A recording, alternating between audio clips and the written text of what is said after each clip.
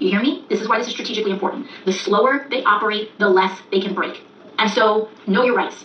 If ICE comes to your workplace, if ICE comes to your door, you do not have to open the door.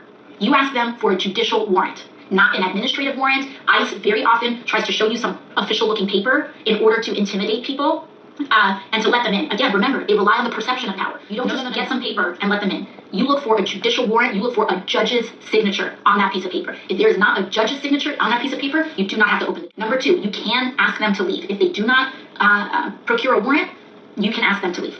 You can stay silent. If they have detained you, you can say, I would like to remain silent. You invoke your right. You do not have to share personal information. They want to know what your immigration status is, even if you're a U.S. citizen. Even if you are a U.S. citizen. If they want to ask you, are you a U.S. citizen? You tell them I don't have to answer that question.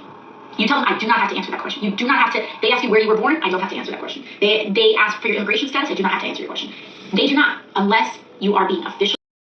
Also, the FBI had been promoting people in the very lead up to Donald Trump's inauguration. So a lot of these people don't even have their stripes sewn to their sleeves yet. A lot of Velcro there. So they were sort of planting the ground for a lot of insurrectionists, if you will, within the FBI, anticipating Kash Patel's directorship. And the acting deputy AG got on it, removed those people, and that carried forward even into Friday when they went after the individuals who were really zeroing in on the classified documents case at Mar-a-Lago, and the January 6th case is up for review, and even the Crossfire Hurricane, because the nature of my whistleblower disclosure. I wish that they had actually come to me, and I probably could have gotten them so they weren't taken by surprise. It seems to me that the Trump DOJ did not know the size and scope of the January 6th investigations from within the FBI. They thought it was probably limited to a certain number of agents, very much like Crossfire Hurricane or the classified documents case, when in fact it's somewhere between 4,000 and 6,000 employees, because the FBI took one case, as it should have been managed, from Washington, D.C. in one location, and decided to open a separate case, up to 2,400 of them, and spread them around the country to the offices where the person resided. So we create the false image that there's domestic terrorism around the country, when in fact there were people who were standing on the Capitol grass on the outside. And now they're going to have to vet through all of it and see just how much people were involved. Were they just covering a lead to do an interview, or were they closing down an anonymous tip, or were they actually involved in the persecution that went on over the last 4 years? And those are the people who are going to have to be held accountable. And it's not going to be people who just followed orders. Is not going to be the acceptable excuse at this point. Nuremberg did not work out well 80 years ago, and it shouldn't this time.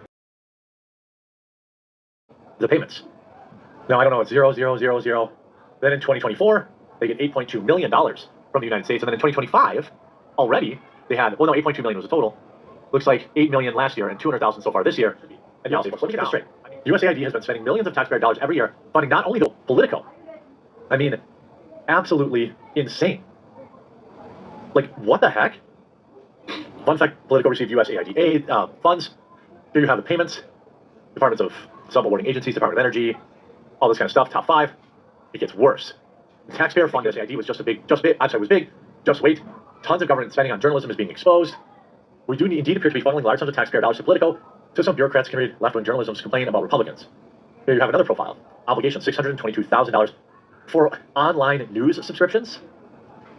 $862,000 for NRIOA 55 new contract and EE subscriptions to Politico.